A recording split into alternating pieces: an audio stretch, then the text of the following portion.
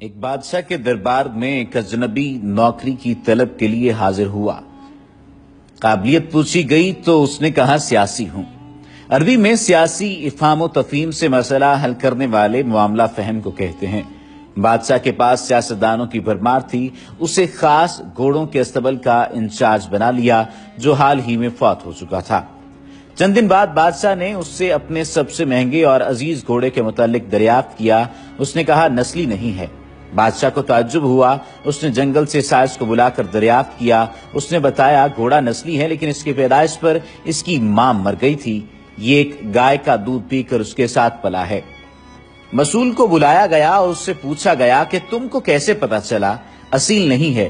اس نے کہا جب یہ گھاس کھاتا ہے تو گایوں کی طرح سر نیچے کر کے، جبکہ نسلی گھوڑا گھاس منہ میں لے کر سر اٹھا لیتا ہے۔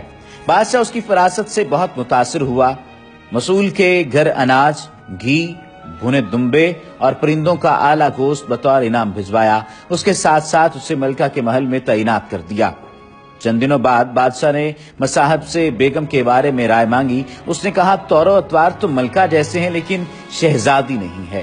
بادشاہ کے پیروں تلے سے زمین نکل گئی۔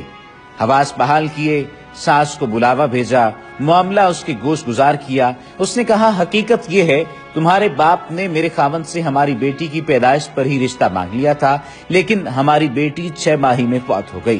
چنانچہ ہم نے تمہاری بادشاہت سے قریبی تعلقات قائم کرنے کے لیے کسی کی بچی کو اپنی بیٹی بنا لیا۔ بادشاہ نے مصاحب سے دریافت کیا تم کو کیسے علم ہوا؟ اس نے کہا اس کا خادموں کے ساتھ سلوک جاہلوں سے بدتر ہے۔ بادشاہ اس کی فراست سے خاصا متاثر ہوا، بہت سا اناج، بھیڑ بکریاں بطور انعام دیں، ساتھ ہی اسے اپنے دربار میں متعین کر دیا۔ کچھ وقت گزرا، مصاحب کو بلایا، اپنے بارے دریافت کیا۔ مصاحب نے کہا جان کی امان بادشاہ نے وعدہ کیا۔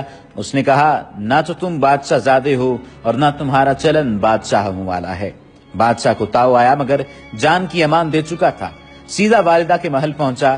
والدہ نے کہا یہ سچ ہے، تم ایک چرواہے کے بیٹے ہو، ہماری اولاد نہیں تھی تو تمہیں لے کر پالا۔ بادشاہ نے مصاحب کو بلایا، پوچھا بتا تجھے کیسے علم ہوا؟ اس نے کہا بادشاہ جب کسی کو انعام و اکرام دیا کرتے ہیں تو ہیرے موتی جواہرات کی شکل میں دیتے ہیں، لیکن آپ بھیڑ بکریاں، کھانے پینے کی چیزیں عنایت کرتے ہیں۔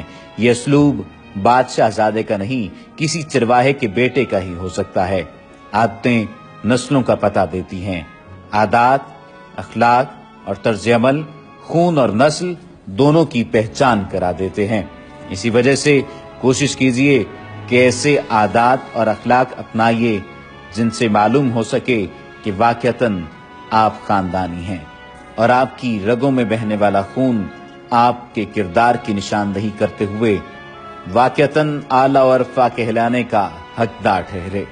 وما علینا الا البلاغ المبین۔